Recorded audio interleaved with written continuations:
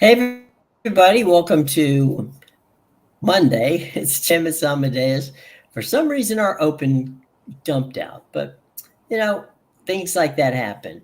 Amadeus, you had a bit of a interesting weekend from a standpoint of and happy Victoria Day to everybody in Canada. Talking about the golf. We'll get to that in just a minute, but let's start with the Knicks fans who are all hanging their heads today and wandering around, just wondering what happened to them in the game against Indiana last night. Yeah, they got definitely got smacked in that game. It didn't help that Brunson left with a fractured hand, so obviously they were already banged up going into that game. But yeah, the Pacers, they played well in most of that series, so good on them. I'm still a bit Mm-hmm. shocked myself that it's not going to be the Knicks Celtics just because those are such big markets. I thought for sure that was going to be it, and obviously we're getting Pacers Celtics, and yeah, it's definitely a shock. But I was on the Timberwolves to kick out the defending 100%. champions, so nice 1-1 day for me. But yeah, so. There you have it. The Pacers are going to be taking on the Celtics, but we're getting Timberwolves Mavericks for the Western Conference. We got two records that would happen yesterday in that game. One, in those two games, two records. One, the first game, Indiana shot 67%. That is an NBA record for a playoff game. So 67%. You're not going to lose much when you shoot 67%. Then your T-Wolves, all right? Your T-Wolves set a record for coming back, the largest comeback after halftime in NBA history, and that was 15 points. So you have two teams in Indiana and the T-Wolves where if you didn't believe in them before yesterday, you probably have to start believing in them now.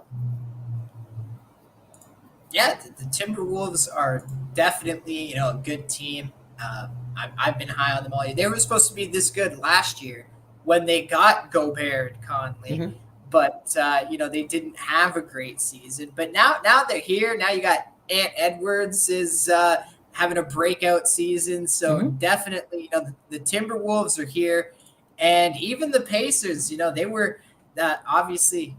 Halliburton, when he got there, he was spurned by the Sacramento Kings, but they've built a Mm-hmm. nice little team around them this year. They obviously had a big trade deadline earlier in the season, and yeah, it's carried them Mm-hmm. far. Obviously, they've kicked out the Bucks and the Knicks now. That was the number 2 seed, and even the Bucks, I Mm-hmm. believe they were what, the 3 seed. So there you go. Big Yeah. showing from the Pacers. It's we talk about it often, but it's looking more and more now like the Final Four. It's not star driven.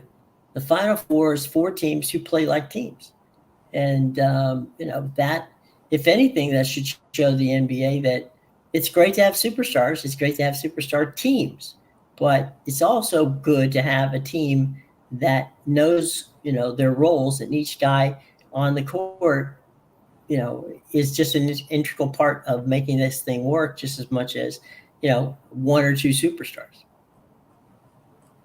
Yeah, definitely, and we know it can be done. Obviously, the Raptors won a few years Mm-hmm. ago as a team, and that wasn't a team that was just Kawhi Leonard. Go look at their record without Mm-hmm. him in the games that he sat out. Mm-hmm. So yeah, it's nice to see for sure.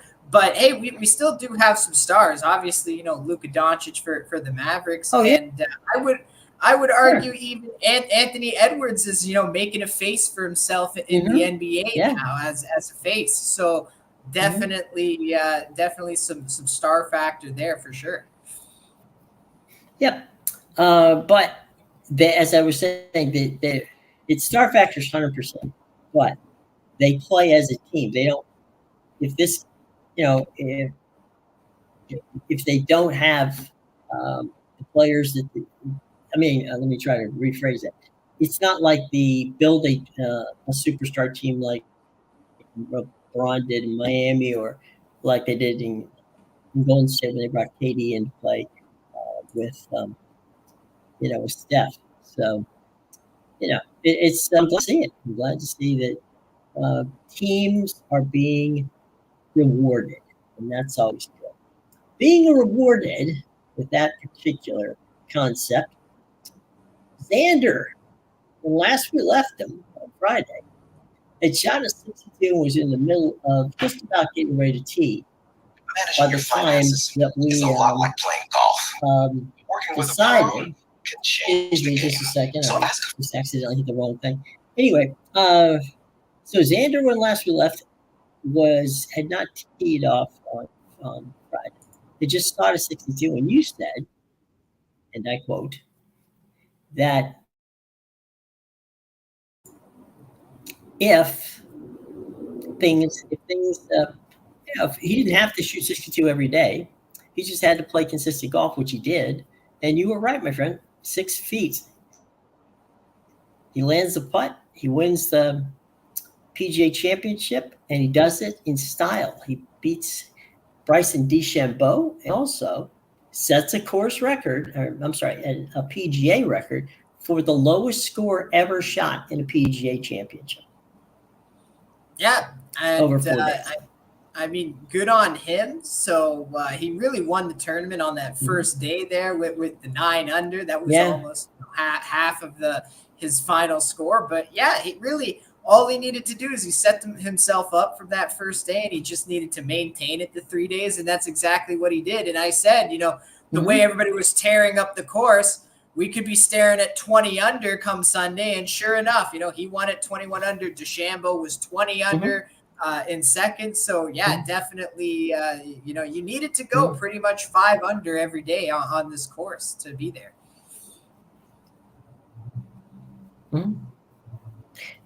A good point, and pardon me for forgetting. Who did you say had a 2 over and still finished, in well below par? Yeah, Thigala had a 2 over on the final day. Oh yeah, Thigala. He finished 12 under for the tournament. So he was someone that, he was 14 under going into that last day. If he shoots, just the average 5 under, then he's right there in third at 19 under. So, if he doesn't play himself out on the 4th day there, he could have been in the running as well. Right. And Scotty Scheffler played himself out on Saturday. Yeah, I think he played himself out on Thursday morning.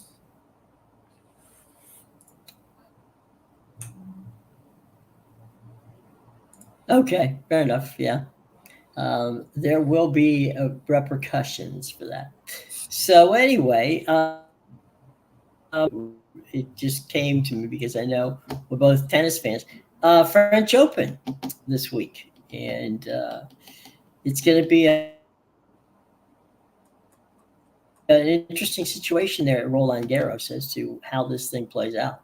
But the French Open is something we'll keep you posted on. It's a fantastic, some players crazy. So there you go. By the way, the U.S. Open, when they used to play before they moved over to Flushing Meadow to the tennis center, they used to play, at the country club in just a little bit north of Manhattan, and that. So there you go, a little history for you. All right, we've got for your edification something, but I'm going to ask, going to ask Mr. Amedeus to help me out here. Amedeus, what about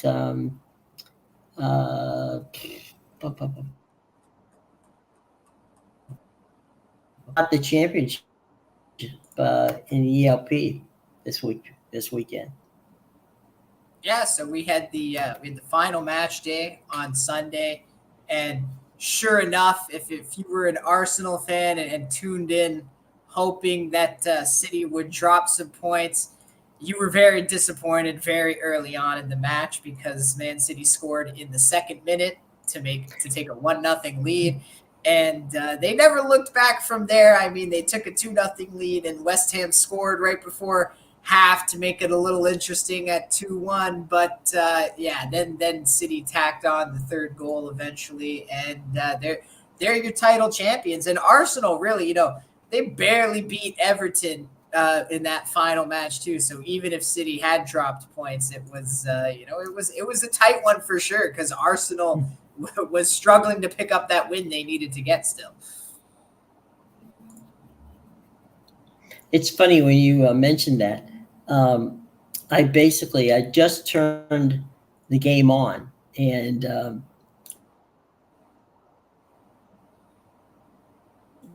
when it's 86 seconds into the match, City was on top, and you're like, "Uh-oh, this is definitely gonna does not bode well here for Arsenal fans because these guys are coming out smoking, and they did. I mean, they scored 2 goals in the first 10 minutes. Yeah, you knew right away the kind of game it was going to be It was with interesting. them.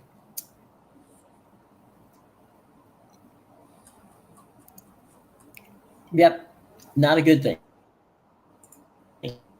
Williams. All right. Best case scenario for Caleb on the Chicago Bears is he gets 65% of his completions.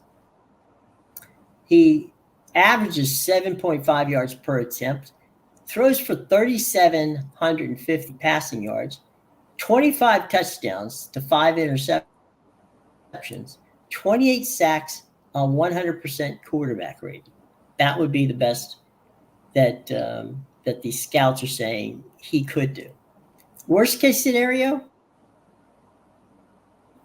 of his passes for a 6.6 yard per attempt, passing for basically 3,300 yards, 17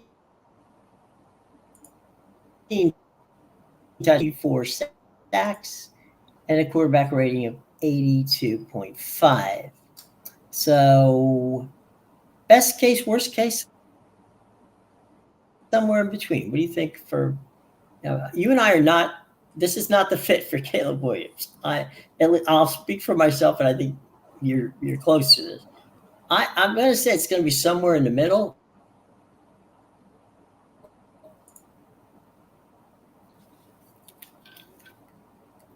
Yeah, I'm not too sure what we're gonna see from Caleb Williams this year. Obviously, we didn't want him to get drafted there. We thought the Bears could have done a lot with that draft capital they had, but we'll see. He's in a better situation than Bryce Young is. Obviously, the team isn't as bad there, so he could have that kind of season.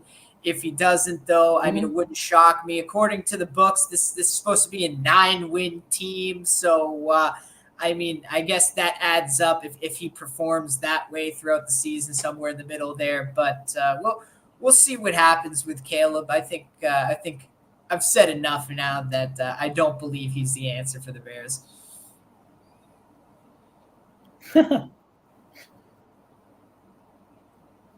Washington Commanders. 67% of his passes completed, 7.0 yards per attempt, 4,015 passing yards, 28 TDs, 8 INTs, 44 sacks, a quarterback rating of 99.1. Worst case scenario, 61% completion, 6.3 yards per attempt, 3,600 yards passing, 22 TDs, 13 INTs, 55 sacks, with an 83.8 quarterback ranking. I'm I don't think Washington is gonna put Daniels in positions where he's going to fail. I think they're going to work the book to try to keep him in a positive momentum.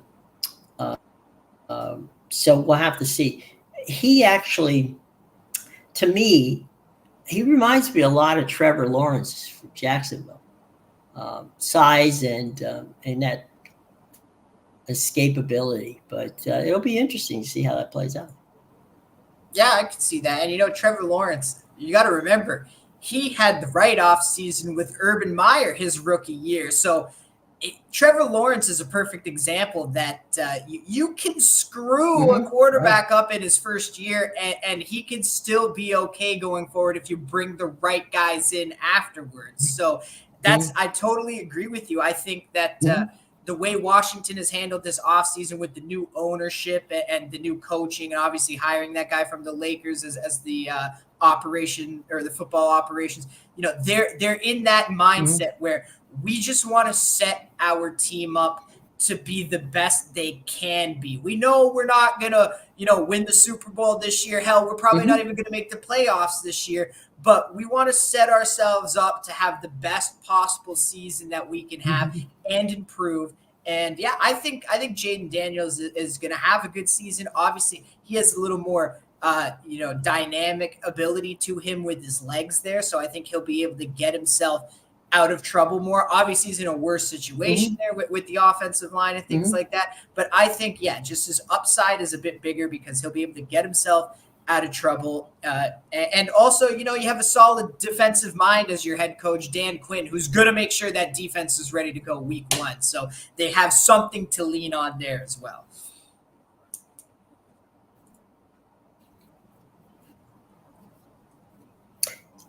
Another point, Amedeus, what you're talking about is the general manager was John Lynch's assistant at the 49ers. And he was in a press conference. They asked him why Jaden Daniels. And he said,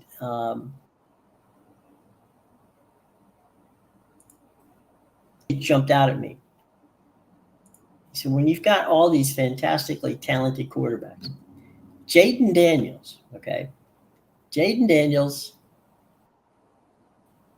led the NCAA in comeback wins.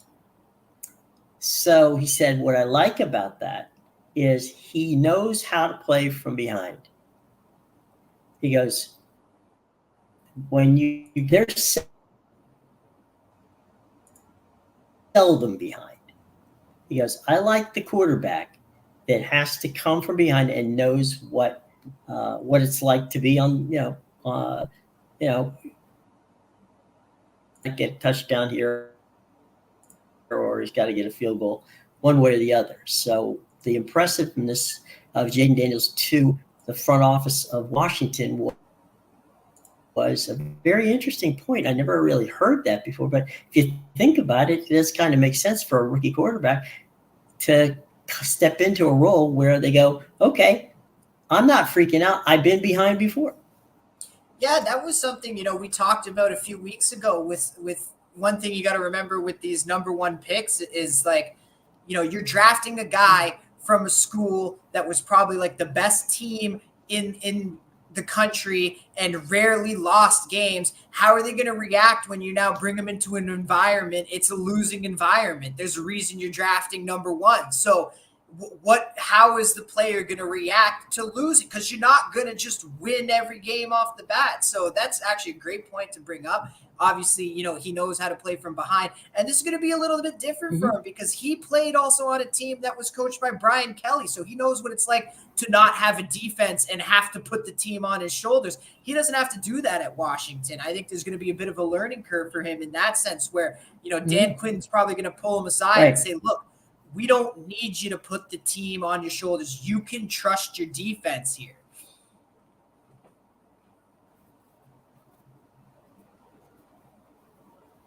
Well, he's got so we'll just let's the over under on that might be how long does Cliff Kingsbury last in Washington. But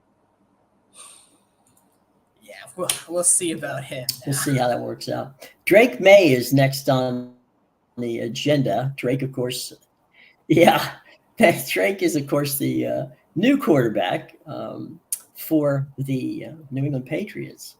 And best case scenario, they say for Drake, is 62% of his completions at 7 yards per attempt for 3,240 yards, 23 TDs, 10 INTs, 29 sacks, a quarterback rating of 91.5. Worst case, 58% completion, 6.4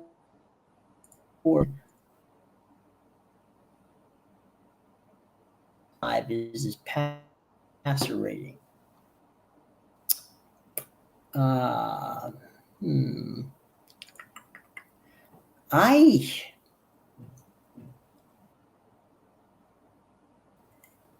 His arm is there, but he doesn't have quarterback amnesia. And quarterback amnesia is very important for a rookie, meaning if you screw up one play, you don't start to fall into the, oh God, I've got to, make this next play, or we're doomed. You just have to be able to get past your mistakes, because you're going to make mistakes. There's no question about it. I don't know where Drake May falls on that. I just don't. I don't think he should have been the highest quarterback. Yeah, I totally agree with that. He's a guy I never understood really the hype for him coming into the draft. It just seems like another, Sam Howell situation here. And Sam Howell's a good quarterback, but I mean, sure. Look at what he did in Washington last year, right? Like, I just feel like by drafting that high for a guy like Drake May, I agree with you. It feels like you wasted a pick on a player that's probably, this is like when the Jets took Sam Darnold at 15. You know what I mean? It's like you took him too high. He was probably going to be there lower in the draft. And even if he's not, did you really miss out too much by missing out on him is how you got to look at it. And I think that's where New England, misjudged on this one. Looking for that next Tom Brady is what they're looking for. He reminds me a lot. Yeah. The guy,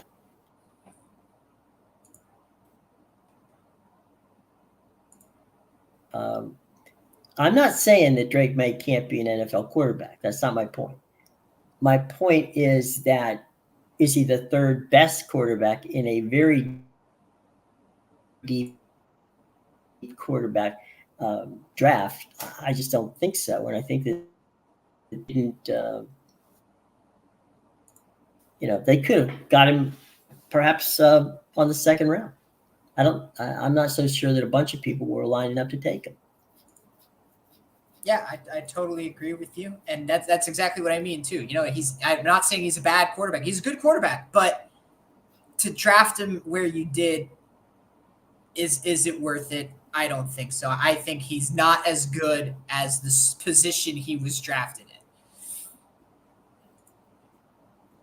in. Best case scenario now for Mr. McCarthy. And JJ is, of course, in Minnesota.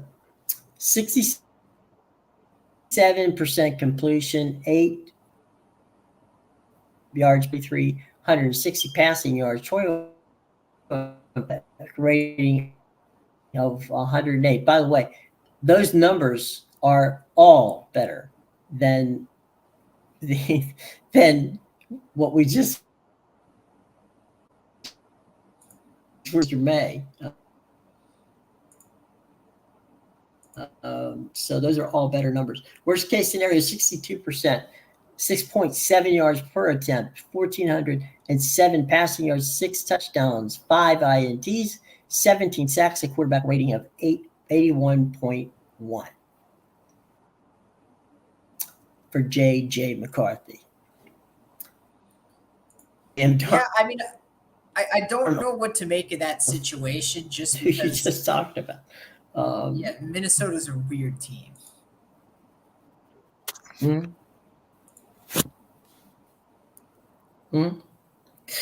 let me ask you a question. Okay, we talk about you're the defense guy. You got to have defense. 100. To me, the biggest thing for a young quarterback coming into a new situation is really, do they have a running game? Do they have something that can bail them out? Maybe it's a tight end. What do they have that they can latch onto? And I know if I throw the ball, if I've got a tight end like Kelsey or somebody like that, I can throw the ball to Kelsey all day long. And to be honest, that was what Tom Brady did early in his career. Was Tom Brady leaned on his short passes to the backs or a short pass to, Gronk wasn't there yet. He was a year after that, but a couple years after that, they had Aaron Hernandez, God rest his soul. But you have to have something. These quarterbacks need a safety valve of some sort, and I don't think they have it in Chicago. Definitely, they've got some good tight ends in Washington. They got some good backs that can catch the ball. They're not great backs, but they can catch, and so that I think will be work for Jay. Bo Nix is next on our list, and we both like Bo when he was at Oregon, and he's now in Denver, and we'll see how Sean Payton can make it work for him. Best case scenario they think for him would be 65% completion, 7.2 yards, 3780 on the pass yards, 26 TDs, 8 INTs, 26 sacks, a quarterback rating of 96.3. The worst case is 58% completion, 18 touchdowns, 8.2.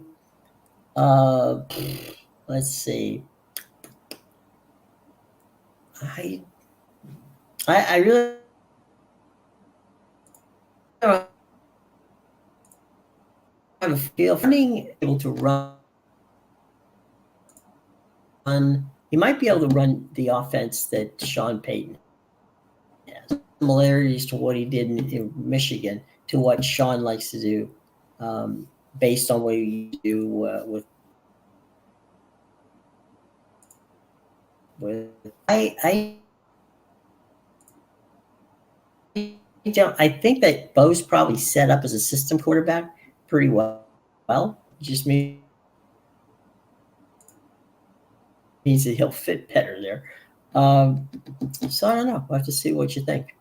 Yeah, this one to me, I think, is solely going to be up to Sean Payton because this is it, right? Obviously, Bo Nix is no Patrick Mahomes. That's the guy Sean Payton loves to say. I wanted to draft that guy, and then they stole him from me, so we had to go with Marshawn Lattimore. That's like his thing these days. He just wanted a young quarterback, and Mahomes was the guy. So look, this was his chance. You can't blame Russ when things go south here. You scouted your guy, you drafted the guy you wanted, and we've seen from Bo Nix himself, he's a system guy. He was terrible at Auburn, but you put the right coach with him, and look at what he did in Oregon. So look, this one is solely up to Sean Payton. Are we gonna make this guy the quarterback he can be in the NFL?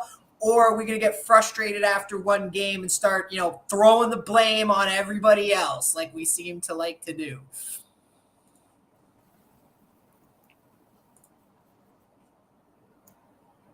There you go.